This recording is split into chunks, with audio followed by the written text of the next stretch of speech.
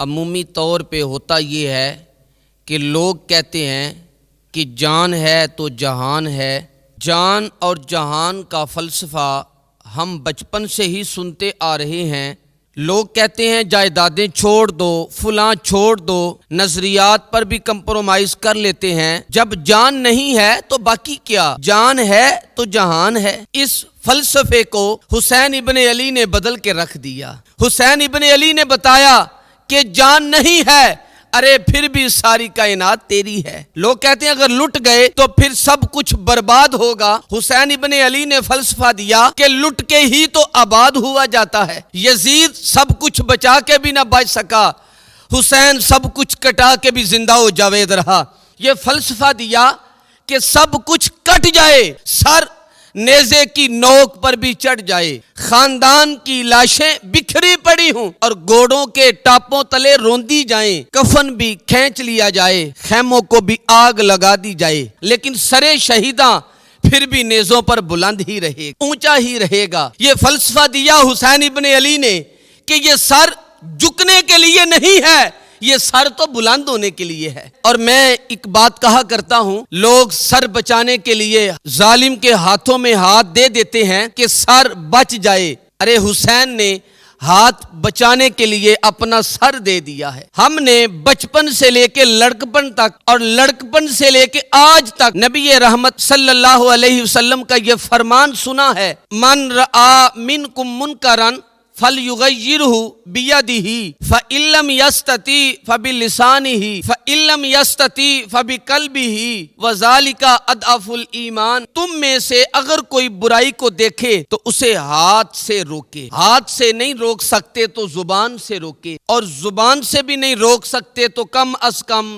دل سے برا جانے، اور یہ سب سے کمزور ترین ایمان کا درجہ ہے۔ جو لوگ کہتے ہیں کہ حسین ابن علی کربلا کے میدان میں کیوں گئے، میں انہیں کہتا ہوں امام حسین حضور علیہ السلام کی گود میں پالے ہوئے تھے، کوئی کمزور ایمان والے تو نہیں نہ تھے کہ دل میں ہی کڑتے رہتے اور ظلم کو، زیادتی کو، جبر کو، ناانصافی کو ہاتھ اور زبان سے نہ روکتے۔ حضرت امام حسین کے خطبے دیکھ لیجئے گا، قدم قدم پہ خطبے دیے۔ محمد بن حنفیہ کے نام جو آپ نے وصیت نامہ لکھا، آپ نے فرمایا انی لم اخرج اشرم ولا بطرن ولا مفسدن ولا ظالمن، میں سیر سپاٹے کے لیے نہیں جا رہا اور نہ ہی میں اپنی کسی خواہش کی تکمیل کے لیے جا رہا ہوں۔ میرے خواہشات کے کسی گوشے میں یہ موجود نہیں ہے کہ میں تخت و تاج حاصل کر لوں گا۔ وَإِنَّمَا خَرَجْتُ لِطَلْبِ الْإِصْلَاحِ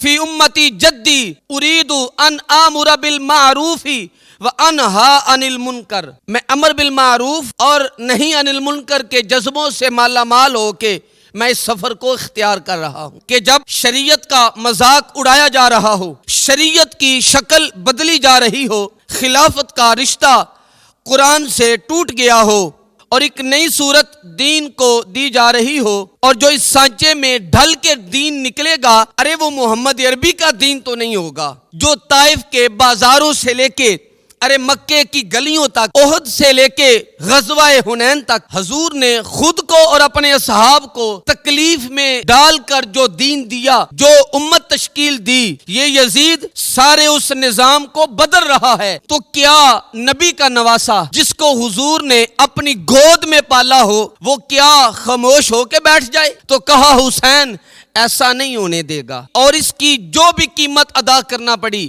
حسین اس کی قیمت ادا کرے گا، اور پھر اس کی قیمت کوئی چھوٹی نہیں تھی جو ادا کرنا پڑی۔ اگر امام حسین اس وقت اس کربلا کے تپتے ہوئے ریگزاروں میں، اس میدان حق و باطل میں اپنی قربانی پیش نہ کرتے، جبر کا راستہ نہ روکتے، تو یہ بات اچھی طرح ذہن نشین کر لیں، اسلام کی یہ شکل جو آج آپ کو دکھائی دی رہی ہے یہ کبھی بھی موجود نہ ہوتی۔ دنیا کے اوپر کتنی تہذیبیں، کتنی ملتیں اور کتنی اقوام، جب ان کے اندر تغیر آیا تو وہ اپنے اصل صورت کی چیزوں کو کھو بیٹھے۔ دنیا کے کتنے مذاہب، یہودیت کی شکل کو ہی دیکھ لیجئے گا، کیا یہ وہی صورت ہے جو حضرت موسیٰ لے کر آئے تھے؟ عیسائیت کی شکل دیکھ لیجئے، کیا یہ وہی صورت ہے جو حضرت عیسیٰ لے کر آئے تھے؟ ابھی کچھ دن بھی نہیں گزرے تھے جو حواریوں کے بعد جو ہوا، اور جس طرح سے دین عیسیٰ کا حلیہ بگاڑ کے رکھ دیا گیا، جس طرح موسوی دین کی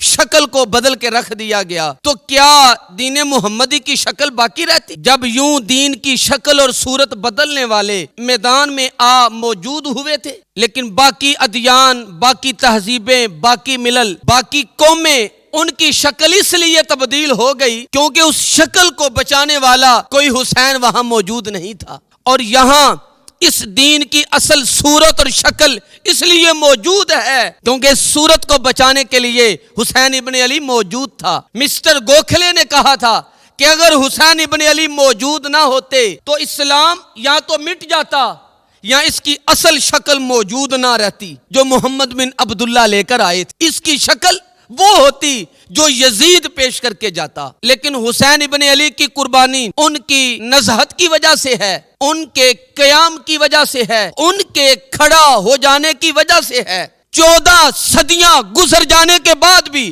آج بھی وہی سلام ہے جو آمینہ کے لال ہمیں دے کے گئے تھے۔ یہ حسین ابن علی کا کام ہے جو حسین نے کیا ہے، اس لیے تو حضور نے ناز کیا حسین پر، پھر کہا حسین منی و انا من الحسین، حسین مجھ سے ہے اور میں حسین سے ہوں۔